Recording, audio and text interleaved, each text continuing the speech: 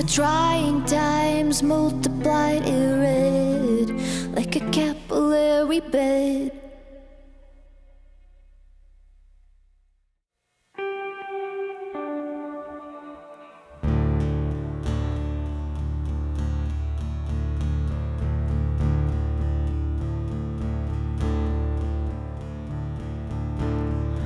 I fell asleep, I left the TV on, something's off.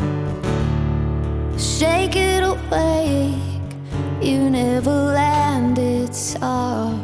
I just thought you'd leave me alone. It's been a long time, long time. You left me sick like a bad ride, bad ride. I had to cut out all my insides. I'm just trying to keep it light, try to keep it light. Every way, every way, every way. Oh, my life.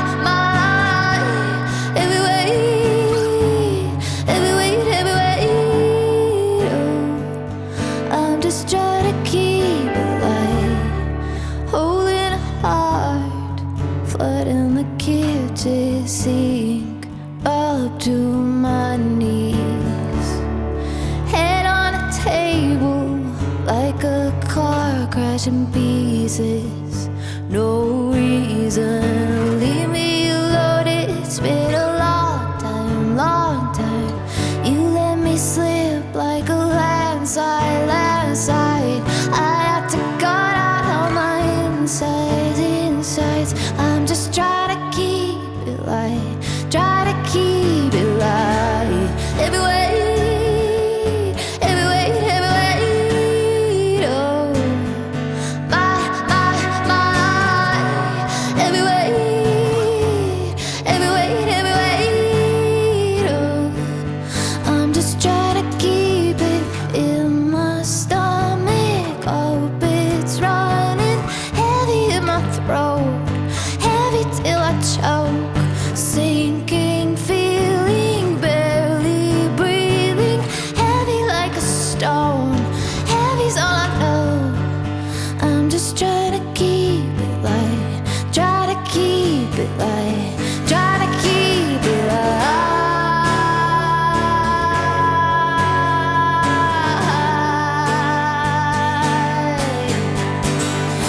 I'm just trying to keep it light.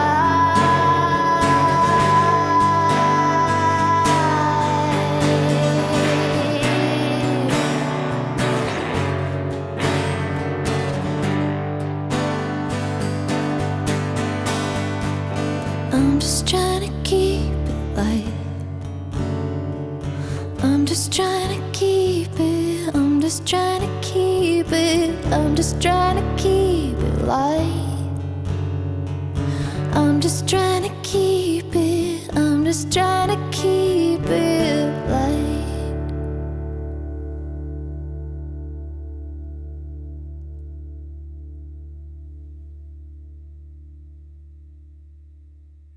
What's up? I'm Ayisha Jaffer, weekday host here at The Current, and I'm hanging out with Il Peach. Thanks, guys, for joining us today. Yeah, thanks for having us. Thank you. And happy holidays, and welcome back to your home state of Minnesota. How do you feel? Feels amazing. awesome. Yeah. Well, Home sweet home. home sweet home. So I'm wondering, being from Minnesota, if there's anything about being here that kind of added to your creative path as Il Peach, or just on the way, really. Yeah, I mean, I loved playing in bands in high school and going to shows. I think the local band scene was super strong growing up, and yeah, of course, that was a major influence. We were in a band together, Jesse and I, and yeah, we'd go to shows all the time. 12 Rods, Yep. Love Cars, Happy Apple, Halloween Alaska, Cowboy Curtis. Oh yeah. We're our like older brother. Yeah. Shout out Chris. Big bands. So yeah, local scene at that time was, and throughout, has been super just like inspiring. That's awesome. Well, I've got some questions kind of about the origin story because I feel like there are some blanks that I'd like to fill in on this journey. So I know Minnesota, met in high school, started writing in college, and then you became a competitive tap dancer. You were a cowgirl. You stayed in Minnesota. You were rocking some bands. Waiter. Waiter. Mostly. So I want to know more about that and where on the timeline this was, and then how you guys came back together to songwrite together. Yeah. Well, I was a tap dancer from age 3 to 24, or like maybe 22, 24. And yeah, I was in competitive dance, and I did musicals at Chanhassen and dinner theaters, because that's where my dad was the musical director there. Oh. And then, yeah, Jess, little cowgirl. Yeah, everyone just likes to associate with me with being a cowgirl because I'm from Wyoming originally. So I moved here in 8th grade, but everyone just thinks like Wyoming is like cowboys and cowgirls. So It was just like assumed. Okay. Yep. Okay, we're taking that away now. So taking it away. It's done. It's just from Wyoming. Came in 8th grade. All Yep. right, that's a cool place to be from. We've talked about this before, but it's interesting. Competitive dancer doesn't like dancing, right? No. Yeah. No, we're very polar opposite. Like, and I feel like that is translated in our music a lot also. We just come from very different worlds for sure. Well, that's cool though. So on this journey, okay, so now I see where this fits in the timeline because I just saw that line and I was like, cowgirl and tap dancer meet together. It was like Dirty Dancing in my head or something. Well, then I read something that like, so you're writing songs and you got the attention of the German Celine Dion, Johanna Zimmer. Yes. And that's kind of where the songwriting process kind of started, right? That's what kicked Totally. it off? Yeah. Wow. Yeah, Throwback. I don't know. It was so random. We just started writing songs one summer, and sometimes Jesse would step in and work with us too. And I think his dance teacher was connected to Johanna. And she came here, and we recorded out of the studio in St. Paul. We did an EP with her. And we're like, I don't know. Are we like songwriters now? This is weird. So that's kind of how it started. And then we just continued on that journey. We just kept building a catalog, moved to New York, kept trying to sell the catalog, you know, get other people to listen to it. And they kept saying that it was very unique and suggested that we would, you know, try our own project. So, well, I want to ask about that because some of the artists that you've worked with, Big Frida, Pharrell, Weezer, Genesis Owusu, you know, SZA, I see that list of artists and I'm like, what made you so left of center? What exactly was it what did they mean by that? The they that says kind of like, this is out of the ordinary. Left of center is such an interesting term to me because like I would always be labeled as that, being put in a songwriting room. And I honestly just think it's their way of saying indie, where you're like, you're going to come in with the weird idea. You don't want to be put in a box. So I feel like that really like helped, especially like growing up in this scene, it helped us a lot step into those rooms and have a different perspective. Yeah, probably taking too many risks sonically or maybe experimenting too much is a little scary in at least at the time in the pop world. And so I think that's what maybe they were referring to. Mm-hmm. And so, yeah, we had this meeting with this A&R guy and yeah, he was like, it's, well, this is a good song, but it might not work for us, but have you tried starting your own band? And so that's kind of what started it. So, well, in that, adding to this timeline of origin story, like there is, well, in the story, it says that you were offered a publishing deal. You like made it to the finish line. So did you take it or did you go, no, we're going to go all in on Ill Peach and do our own thing? We took the publishing deal. Yeah, good. No, when you get offered the publishing deal, you take the publishing deal. I just didn't know the answer. You know, I wanted to know if they're going hand in hand or not. Yeah, I mean, it definitely like helped us level up in different areas, but I wouldn't say that it was connected to Ill Peach. It's just that space is like a very different world musically. Yes. And I think it wasn't really until the pandemic where everything sort of shut down that Ill Peach was like, oh, we can kind of do whatever we want. And no one's really paying attention right now, which is cool. And I just felt like freedom because, being a signed songwriter has its limitations sometimes. So this is kind of like the creative outlet outside of that. Totally. That's really cool. So now you have your debut album out. This is not an exit. Yes. And you kind of went on a journey, right? From Minnesota to New York to LA, the physical journey, but there's a healing journey also on this album. Tell me a bit about that. Well, obviously the world shut down for a few years. That was challenging. And then we had just a lot of personal things going on. Like my dad was diagnosed with a terminal illness, and that really just took me on an emotional journey.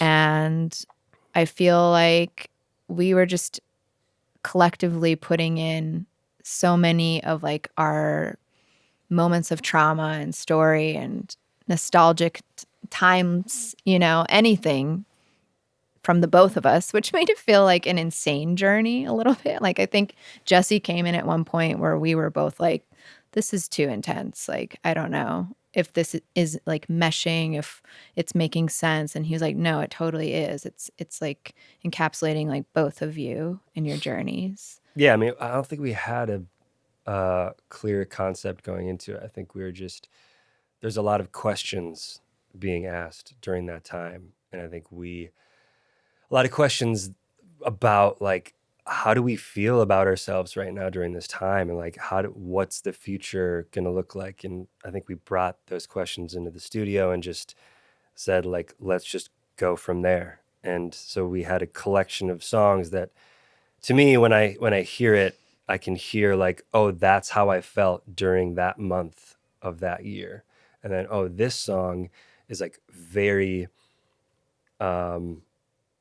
is like maybe the opposite because I can hear when things start to turn around, So yeah, it was just like, documenting these moments in time. Bloom is the song that we're playing here on The Current, and that is the only love song on the album, which is cool. So I was just curious, what's the inspiration about that? Because it sounds like it's like fighting for love. So not in that way, but I want to hear a little bit more about that. That was it is fighting for love. I felt like it was, we wrote that song kind of like tail end of pandemic. We just saw a lot of our closest friends that had been in relationships for so long, like just so many people that like relationships were falling apart, where it was very unexpected. And it was kind of like our message of being like, no, like stick it out. You're going to be fine. Like this is a tough time, Yeah, it was like, can love exist? Yeah. Through distance, or do you have to be together? That was like a big part of that song. Yeah. Well, and then just kind of returning back to this idea of like Ill Peach and you as songwriters kind of being a little left of center. What was like the wildest instrumentation or sonic experimentation did you do on this record? Well, okay. I'll Yes. Let me dig back into my we referenced I'll do a little Minnesota call out, Low a lot. And just like the way they play with distortion and how it can be so like beautiful, but also ugly at the same time. And like that was something we played a lot with. Jesse did a lot of the guitar work on the album. And so we played around with reamping things through guitar pedals and miking up the speakers with an iPhone and then running that through guitar pedals. So just to get a different feeling out of a traditional instrument. So yeah, that was very fun. We would reamp my vocals a lot through guitar amps and back and just like back and forth and back and forth and just like trying to get different layers that would be really strange and weird to layer with my lead vocal, which was fun also. That's really cool. Mm-hmm. And I have to ask this just as songwriters, was there any songs on the album that were intended for someone else that you kept for your record? Actually, no, on this one. I think Yeah. all of them were for us. It's kind of funny. I feel like when we go into the studio and we start a song, it's like within 5 seconds, I'm like, no, this is for sure ours. Yeah, for whatever It reason, can't- there's it like can't be anyone a else's. different switch, Yeah. a different mode that you're in. I think when you enter the room and you know that it's like, okay, I'm of service to someone else today, versus like, yeah, yourself. I think really expressing yourself. I love that. That's Mhm. really cool. So you know it's Il Peach. Yeah. For So sure. you're all in LA now, and I heard that you created in LA. You kind of got to know your community and created this collective called Pop Can Records. Yeah. I just want to hear a little bit about how that kind of came to be, and then like what you guys are up to now. Yeah. That started for many reasons, but one of them was Jesse has a project called Safe Jazz. And That's yeah, a great name. Pretty good name. Yeah. Thanks. Yeah. it was like early pandemic, and he was like, man, I got this record, like I don't know how to put it out or when, or what should we do? And then that's what started this, this idea of like, oh man, we have so many friends who ask that same question. So many musician friends who are just like, yeah, I have this record just sitting on my hard drive and it's been there for 4 years. And we found out that like the missing link was just like somebody or a group of people to be like, put it out and here you go. You can put it out right here. So yeah, we started the label, and it was a group of musician friends. And then he also had this idea of doing a protest album. So that was the other thing that we're like, all right, yeah, we got to do it now. And we did it right before the election. And that was a compilation of different artists that we admire. Yeah. Am I I think you nailed doing it right? I think you nailed that. Yeah. I think it's funny how sometimes the only go ahead you need is somebody being like, that's a pretty good song. You sure you don't want to put that out? Because I think what happens is, as like artists, you're like, okay, I've been working on this for like 17 years. And then I emailed it to the one label that was my dream, and they didn't check their email. And then you're like, well, I guess I suck. So that's it.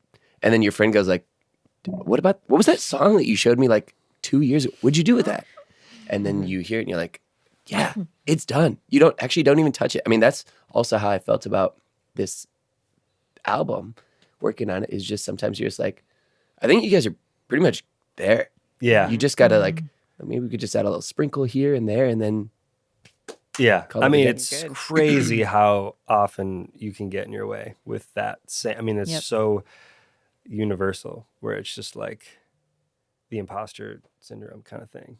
So yeah, we had a lot of these songs laying around, and like I would say, yeah, Jesse came in and he really helped us like make sure we finish it just by saying like, no, this is good. Like keep doing what you're doing with it, Yeah. So yeah, so I think Pop Can, that was at least the foundation of the collective and the label. And then right after the protest compilation, we put out that first Il Peach EP. So And actually, I have to return to a song that's not on the record, Gum, Yes. because that's almost like a love letter to Minnesota. It's a rite of is, passage, yeah. right? It To was, yeah. go Hard to Times local Cafe. shows and go Yep. to Hard Times Yeah, yeah. Cafe. That was sort of like the blueprint for Il Peach. I Oh, feel wow. like when we wrote that song, we were like, oh, this is the thing, we get it. yeah, And yeah, it felt really like near and dear because we're from here and we never really, like, I typically don't really like to write songs that reference anything too hard. And so we co-wrote it with the songwriter Nick Long. And I was like, look, can we like do it in a way where we're mentioning hard times, but unless you're from Minnesota, you're not really, it just sounds like you're like hard times. You're not really talking about a specific place, but we did it in a really clever way that I think that, was a nod, but has a different meaning too. And everyone has their hard times in their town, right? Yep. So Totally. that's great. Well, before I let you go, is there anything else you want our listeners to know? There was that Shout one outs. thing. Well, that Shout was outs. that one Shout outs. secret.